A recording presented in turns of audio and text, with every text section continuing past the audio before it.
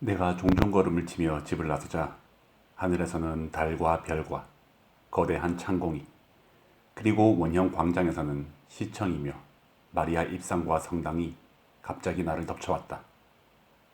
나는 그림자가 진 곳에서 달빛이 비치는 곳으로 나와서 코트의 단추를 풀었다. 그러고는 양손을 들어 한밤의 아우성을 잠재운 후 가만히 생각했다. 마치 실제로 존재하는 체 하더니 너희들은 어떻게 된 거냐? 너희들은 차가운 보도 위에 우스꽝스러운 모습으로 서 있는 나를 오히려 비현실적인 존재로 믿게 하려는 거냐? 그러나 그대 하늘이여. 그대가 실제로 존재했던 것은 이미 오래전의 일이다. 원형 광장 너 역시 한 번도 존재한 적이 없었다. 물론 사실이다. 너희들은 나보다 우월한 것은 사실이지. 하지만 그것은 내가 너희들을 가만히 놓아둘 때뿐이란다. 달아, 다행히 넌 더 이상 달이 아니구나.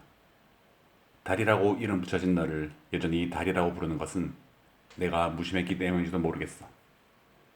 내가 너를 신기한 빛을 내는 잊혀진 종이 초롱이라고 부르면 너는 왜 더 이상 거만을 떨지 않는 거야? 그리고 널 마리아 입상이라고 부르면 왜 움츠러드는 거야? 마리아 입상아, 내가 널 노란 빛을 내뿜는 달이라고 부르면 너의 위협적인 모습을 더는 볼 수가 없겠지.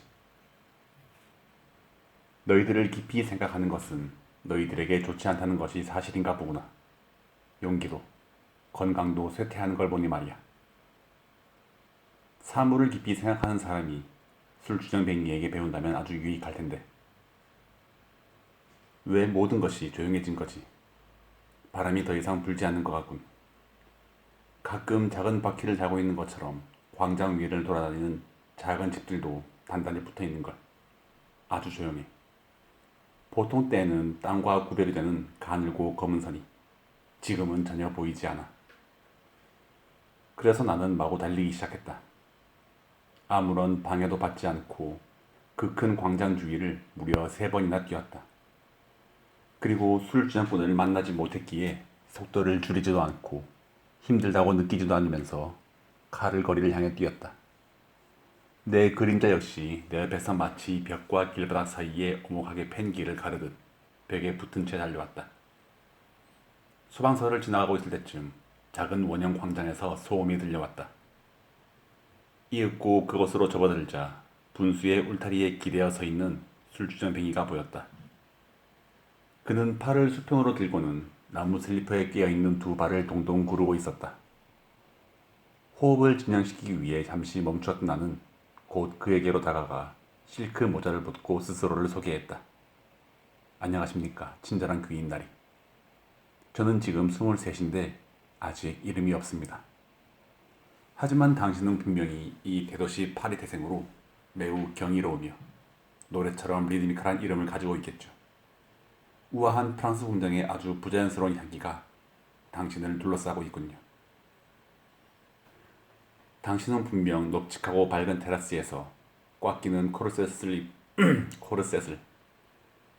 당신은 분명 높직하고 밝은 테라스에서 꽉 끼는 코르셋을 입고는 빈정대듯이 뒤돌아 서 있는 저 위대하신 숙녀들을 묘한 눈으로 보셨겠죠. 계단 위에 펼쳐진 그녀들의 아름다운 긴 옷자락 끝이 아직 정원의 모래 위에 놓여 있답니다. 이곳저곳에 늘어선 긴 장대 위로 잿빛 상의와 하얀 바지를 입은 하인들이 기어오르고 있더군요. 다리를 장대에 끼고 있는 상체는 가끔 뒤와 옆으로 구부리고 있죠.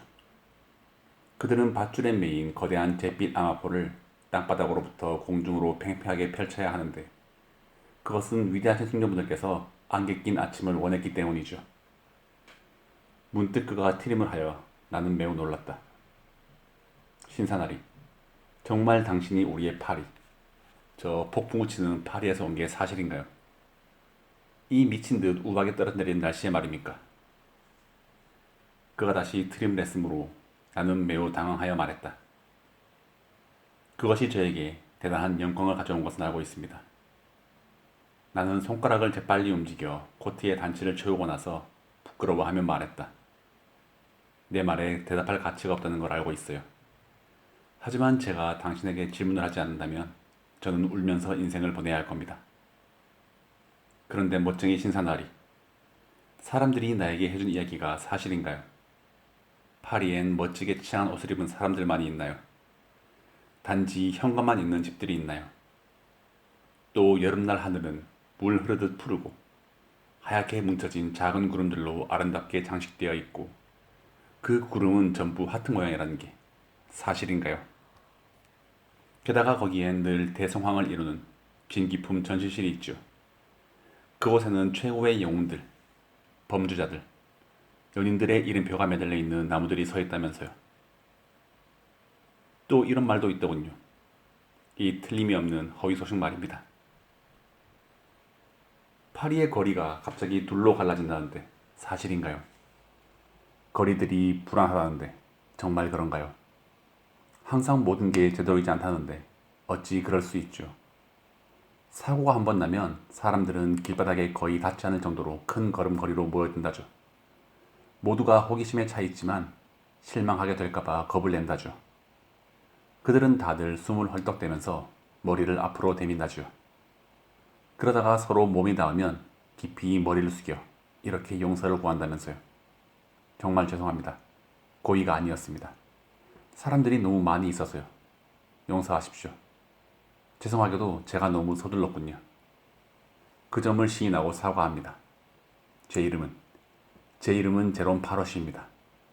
전 카보텐 거리의 자파상입니다. 허락하신다면 내일 점심에 당신을 초대해도 될까요? 아내도 매우 기뻐할 겁니다. 그들은 이렇게 말한다죠. 하지만 이내 거리는 마비되고 집들 사이로 굴뚝의 연기가 내려앉는다죠. 바로 이런 거죠. 어느 상류층 지역의 번화한 도로에 2대의 자동차가 섰다고 가정을 해봅시다. 하인들이 정중하게 자동차의 문을 엽니다. 그러면 족보 있는 8마리의 시베리아산 사냥개들이 그 뒤를 춤추듯 따라 내려와 찢어대며 차도 위로 뛰어듭니다. 바로 그들이 파리에 분장한 젊은 멋쟁이가 분명하다죠. 그가 두 눈을 꼭 감고 있었다. 내가 입을 닫고 있자 그가 양손을 입에 놓고 아래턱을 잡아당겼다. 그의 옷은 말할 수 없이 더러워진 상태였다. 아마도 누군가 그를 술집에서 밖으로 끌어낸 모양인데 그는 아직 그것을 확실하게 깨닫지 못하고 있었다. 낮과 밤 사이에는 매우 짧지만 조용한 휴식 기간이 있었을 것이다. 우리가 아무 생각 없이 있어도 머리가 우리를 목에 매달고 우리가 알아차리지 못해도 모든 것이 우리가 바라보고 있지 않기에 조용해졌다가 다시 사라져버리는 그런 시간이다. 그동안 우리는 구부러진 몸으로 홀로 남았다가 다시 주위를 둘러보지만 더 이상 아무것도 보지 못하고 거슬러 불어오는 바람조차도 느끼지 못한다. 그러나 우리는 마음속으로 지붕과 간진 굴뚝이 있는 집들이 우리와 어느 정도 떨어져 세워져 있다는 생각에 매달린다. 어두운 굴뚝을 통해 집 안으로 흘러들어오고 다락방을 통해 여러 방들 안으로 흩어지는 것이다. 그리고 현실적으로 믿어지진 않지만 내일이면 모든 것을 다시 볼 수 있는 날이 오리라는 것은 행운이다. 그때 문득 술주정꾼이 눈썹을 높이 치켜 세우자 눈과 눈썹 사이에 어떤 빛이 생긴 것 같았다. 그는 띄엄띄엄 이렇게 말했다. 그러니까 난 지금 몹시 졸리오. 그러니 나는 이제 자러 갈 거요. 벤체스 광장에 내 동서가 한 명 산다오. 그곳으로 갈 것이오. 나는 거기에 사니까. 거기에는 내 침대도 있으니까. 이제 간다오. 단지 그의 이름이 뭔지, 어디에 사는지 그걸 모른다는 것뿐이지. 그걸 잊어버린 것 같다오. 그렇지만 괜찮소. 나는 사실 나에게 동서가 있는지조차 알 수 없거든. 아무튼 이제 정말 간다오. 당신, 내가 그 사람을 찾을 수 없을 거라고 생각합니까? 나는 그 말에 무심코 이렇게 대답을 했다. 물론입니다. 당신은 외국에서 왔어요. 그리고 당신의 하인들은 안타깝게도 지금 당신 곁에 없어요.